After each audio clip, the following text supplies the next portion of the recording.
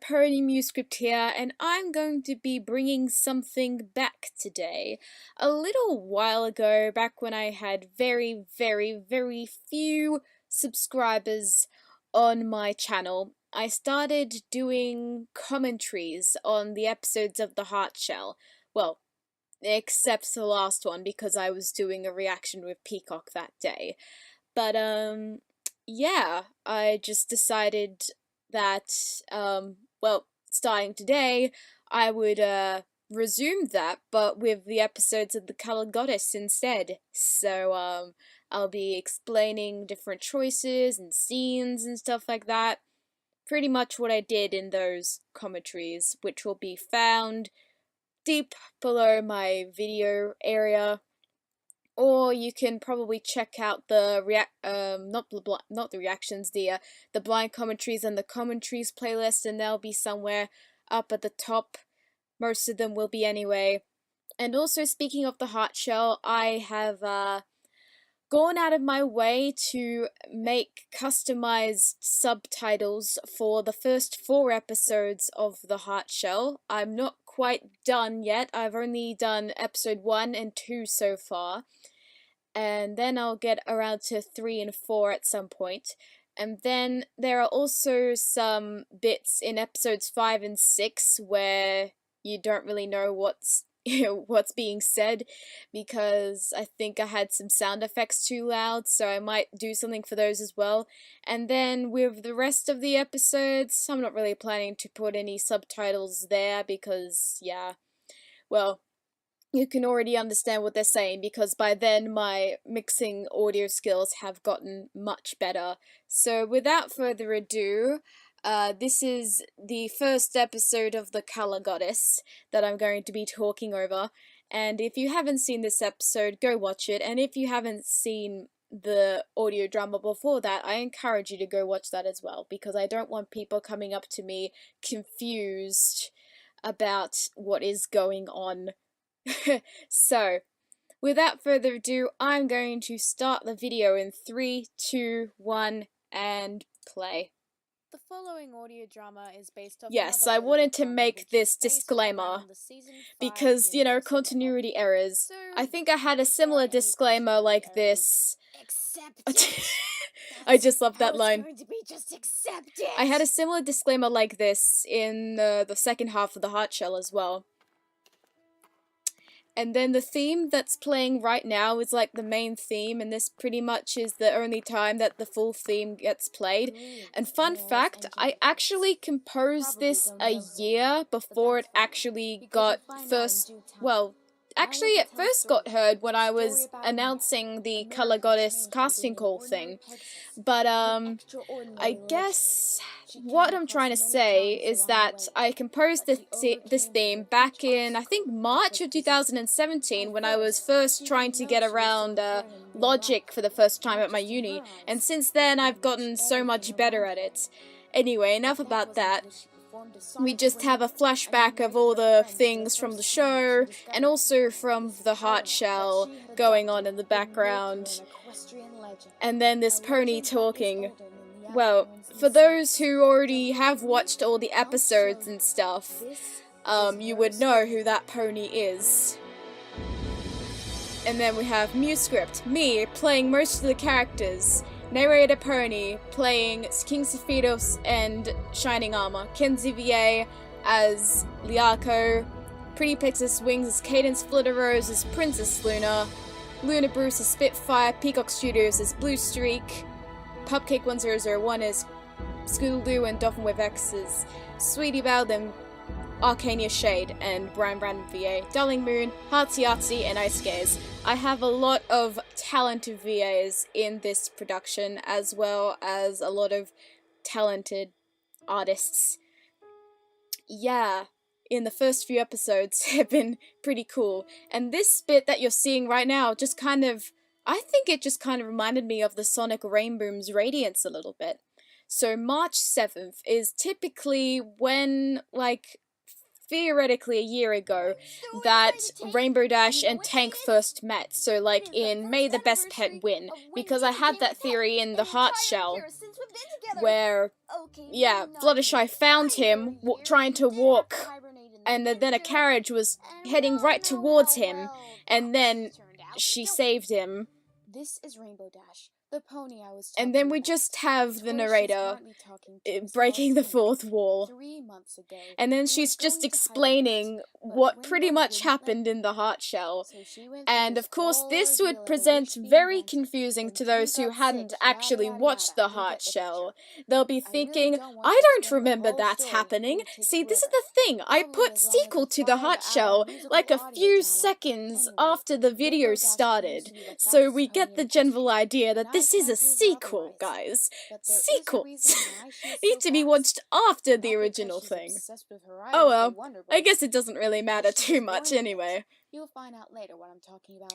Anyway, back to Dash. Anyway, so the first part of this script was done in about April of 2017. As you probably saw from my first year anniversary of The Color Goddess, you saw me reenacting these parts back then, and I was in my family's caravan, because that's pretty much where I could only record then. It was pretty annoying recording there, because I actually recorded stuff in the Heart Shell, in the caravan as well, just to escape from my sister.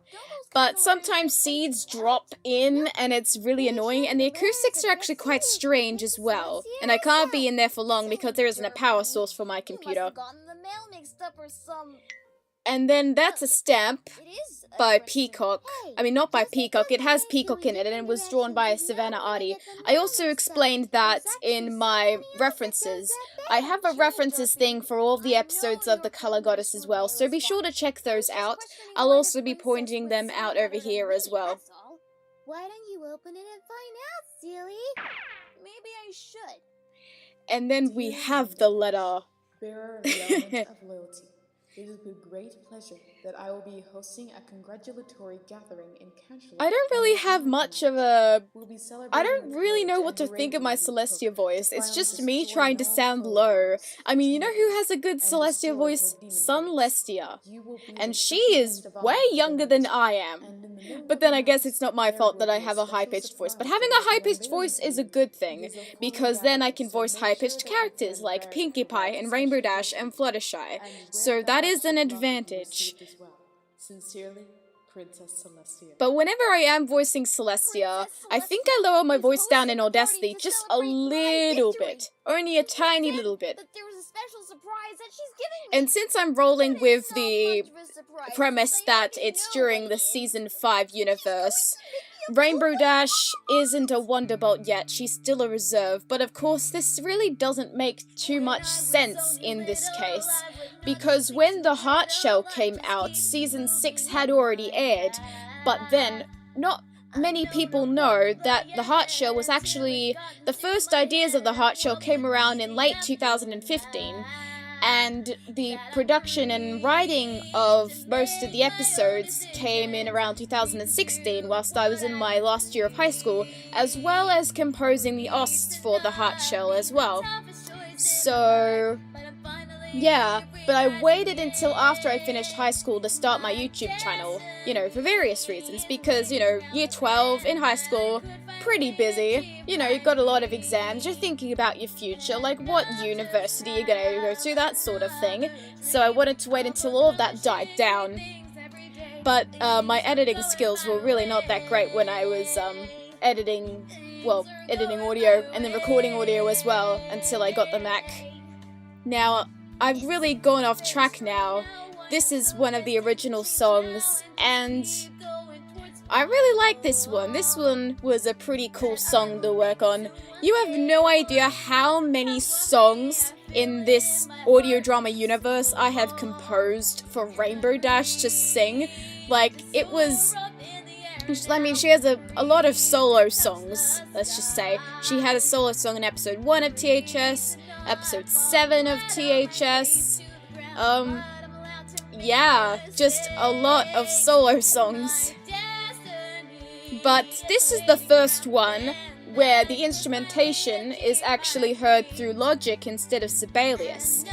But I think for the composing and structure-wise, I started in Sibelius first, you know, to get a good idea of the score and the bars. And then I exported it as a MIDI file and put it into Logic to make it sound better. I guess that's better than the alternative. Just improvising, because I can't really play in time rhythmically. Oh yes, in this bit, we have a ghost blue streak as a Wonderbolt. If you'd been paying attention to the Heartshell universe, she was the youngest Wonderbolt in her time. She was only 18 when she received a letter that she had become a fully fledged Wonderbolt. She had a bit of a rocky start, but then she got there, and then she got sent to the future, and then all of that stuff will be found in Blue Streak's backstory, which is also the Heartshell 0.5, like episode 0.5, and then there's also Tenebrie's backstory, which is episode 0. Those prequels don't really get that much attention as the actual episodes. I wish they did. I mean, just because that they're more of a fanfiction reading format, and not an audio drama format. It doesn't really matter too much. I love singing as Rainbow Dash. My voice has gotten so much stronger as singing as Rainbow Dash over the months, and I'm just really proud of myself for that. And I kept telling people, well, I know she's a Wonderbolt in the show, but she's not in the audio drama, so it doesn't matter. Okay, so we have our first new artist for the Color Goddess, Savannah Artie. She sent her bits of art like a couple of days after I sent the deadline, I guess. She was pretty quick. So her art also got featured in the very first sneak peek. So that was pretty cool. Well, she's not an, I don't know what happened to her, really. Actually, I kind of do. She kind of lost interest in MLP, so maybe that's why. Yeah, I have had a bit of a decrease in artists since the very first episode, and at some point I might have a casting call for new artists, because especially the future episodes of the Color Goddess will be longer, and I might have a busier schedule, and I probably can't do all the rest. Actually, the other reason is because my drawing style has gotten a bit more time-consuming now, because I've added more shading. So, yeah. There'll be more information when the time comes. And then we just have that lovely conversation between Rainbow Dash and Fluttershy. So, the Color Goddess episode 1 was the first episode where I incorporated one new thing to my art style, and that was adding highlights to their manes and tail. And, you know, that's kind of like what anime does all the time, because I love anime. And they just, you know, kind of have the highlights.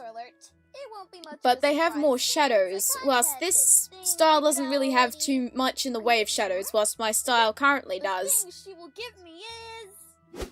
And then this is Zoe Eris's art. This isn't actually the first time that she's done art for my productions.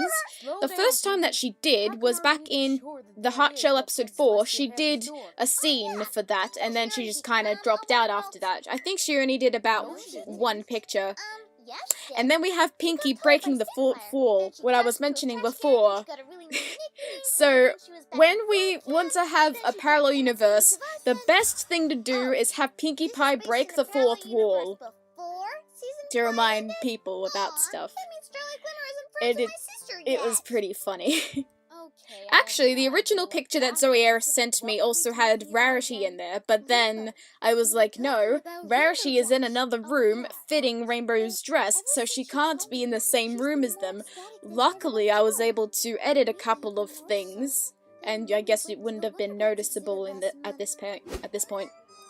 Okay, to explain this bit, this was mentioned in the references.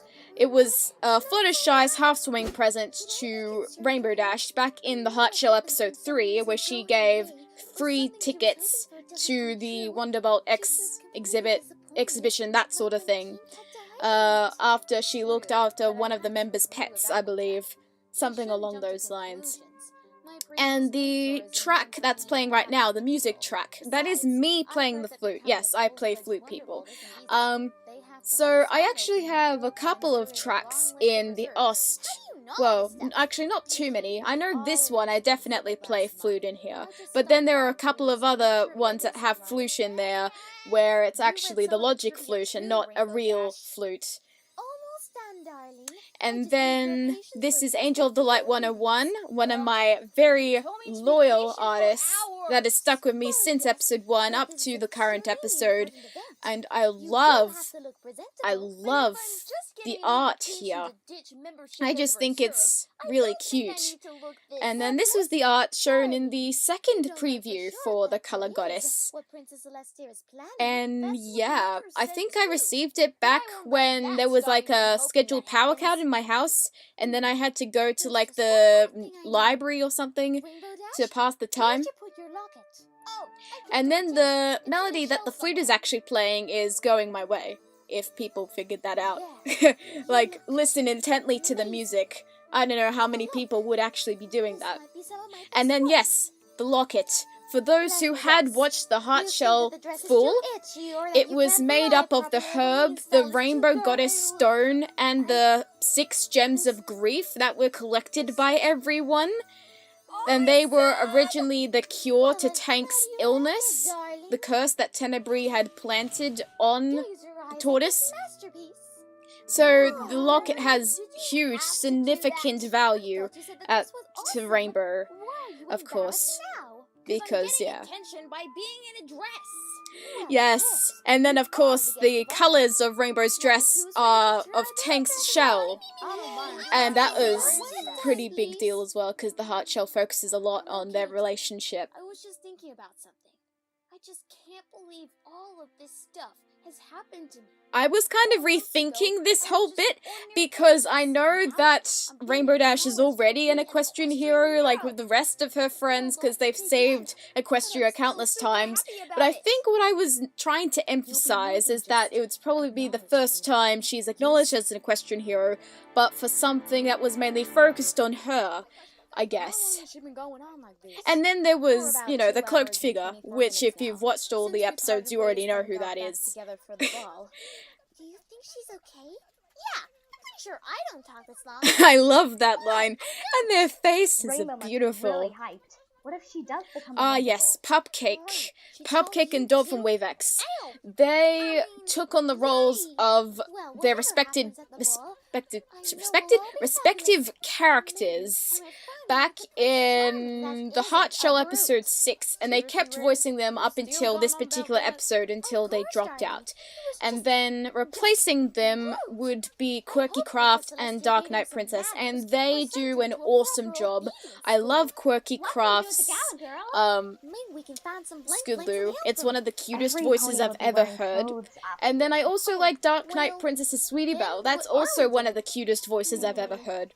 And then there's me voicing Apple Bloom. I love voicing Apple Bloom. I remember when I voiced Apple Bloom off to Michelle Creeber, the voice of Apple Bloom. It was awesome. It was an awesome day that day. And then there's the whole plot with Fluttershy being obsessed with Angel leaving her. I really, at first, I had no idea where I was going with it.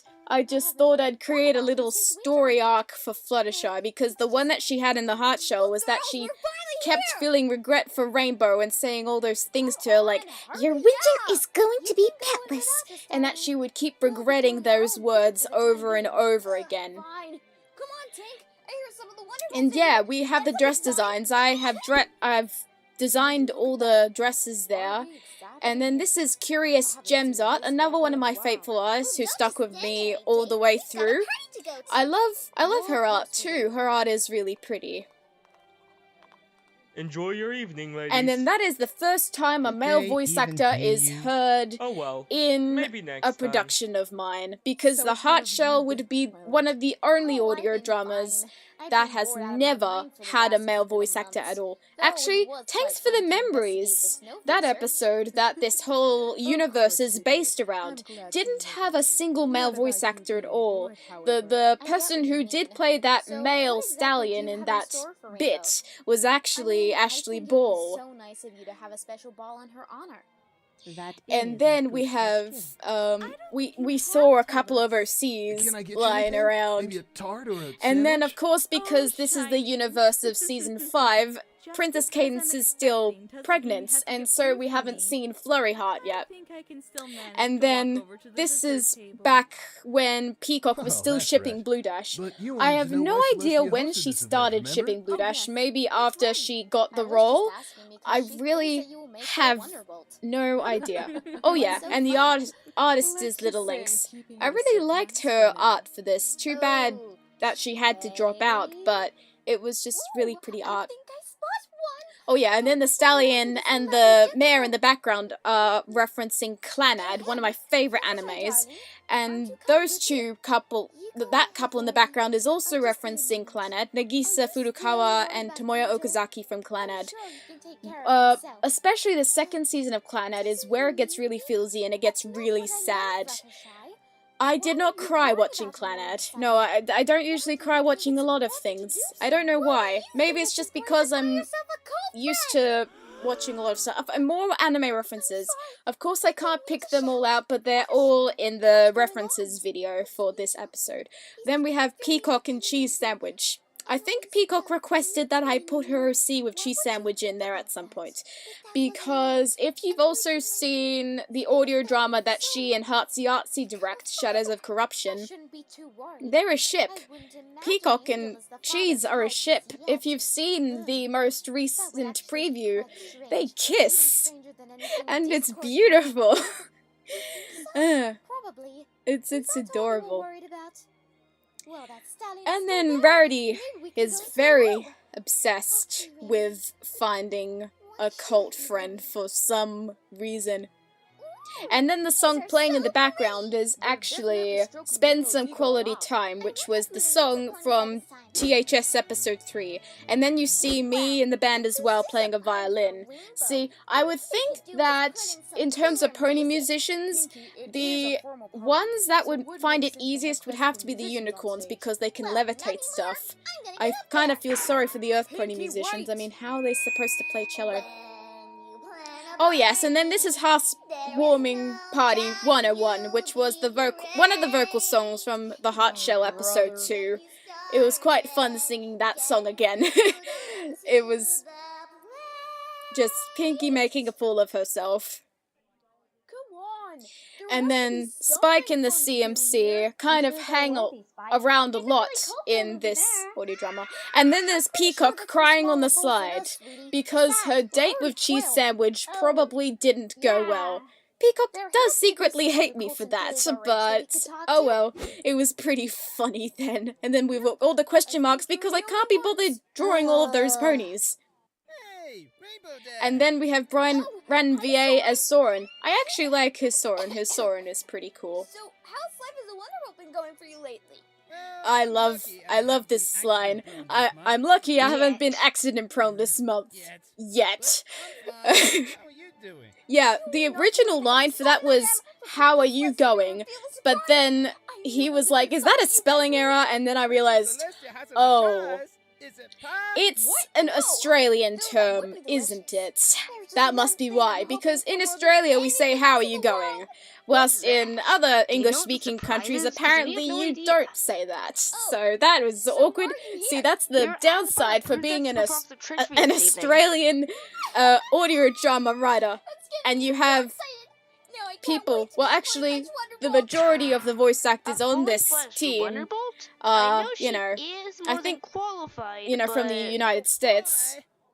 And then Australia, and England, etc. And then we have Chocolate Swirl's art. I really liked her art here, including this little Pinky Dash moment. I liked how she just had Pinkie Pie just come up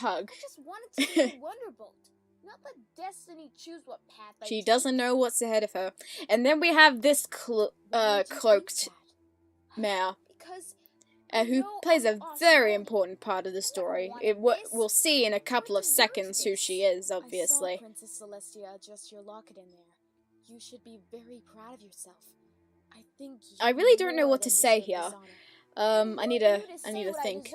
This is what happens when you start a commentary and then suddenly you don't know what to say. Is that you, CMC? I can assure you that I am. I mean, I was like thinking of that joke. Is that you, CMC? I mean, why would the CMC dress up in a cloak just to spook, just to spook Rainbow Dash? I've never seen you before in my life. How do you know me? And then it's this particular bit where it's leading into something that you've heard of this character before. Well, if you had seen the Heart Show before then. Well, probably the voice might also give it away. And then we actually have snapshots of Tenebrae in the background from the Heart Shell. That's what this entire celebration And is all about. all of those things were like Tenebrae tormenting the living daylights out of Rainbow emotionally and psychologically just to get her Sonic Rainboom away. And yeah. And the design for Nisty, I guess it kind of evolved somewhere along the lines. I'm trying to remember where the design even came from. I think it probably came from an unused OC once, and then I just kind of evolved that. And then, of course, the vest around her. At first, I wasn't quite sure what I was going to use the vest for. Originally, it was going to be like a crest thing, like the princesses wear. But then it turned into a vest instead. It didn't really turn out that way in the end. And then, yes, I thought what would be a good idea is to, I first introduced King Sephiroth in episode 9 of the Heart Shell, but he was very glossed over. He was, not made that much of a deal. So I thought I would bring him back and actually have him play a bigger part in the story. So, yeah, kind of evolving the general timeline of this universe. And I always like doing that. I like when audio dramas and productions kind of like evolve stuff in their universe. Because Bride of Discord and Daughter of Discord did the same thing, and I loved that. And since I'm the only one who knows about his movements and weaknesses, I will train you to defeat him myself. It's like, that's just great. I'm teaming up with Tenebrae. I love that line. Not to call me that. Then what should I call you? Nisty. Call me Nisty. Okay, the reason why she's called Nisty, it was actually originally Tenebrae, but like some of the letters were scrambled. But they don't entirely have all of the letters, because I think Tenebrae, how many letters does Tenebrae have? Like, as T-E-N-E-B. It has 8 letters, whilst Nisty has 6, so there had to be 2 letters cut off. So I thought that was pretty clever. I don't know if anyone had caught that on. And Pinkie Pie is excited as ever to see a new pony, because she always is. Tenebrae. You're that mean meaty pants that strapped me into a Splinterfield chair? Yes, that is the only thing that Pinkie Pie is concerned about, because yes, in episode 9, Tenebrae tied them all to chairs, and they were giving Pinkie Pie splinters. I'm completely honest. That was quick. So, why have you arrived in Equestria? To prepare Rainbow for war. And then I just thought that this was the perfect way to end the episode, to set up our premise, to set up our plot for what lies ahead. And then we had the to be continued. See, that is a better cliffhanger, I guess, than the one for episode 1 of the Heart Shell, because the one for episode 1 of the Heart Shell just has, one half of the episode is directly after Thanks for the Memories, whilst the other half is during the time when Rainbow's wing is still injured, towards the end to May the Best Pet win.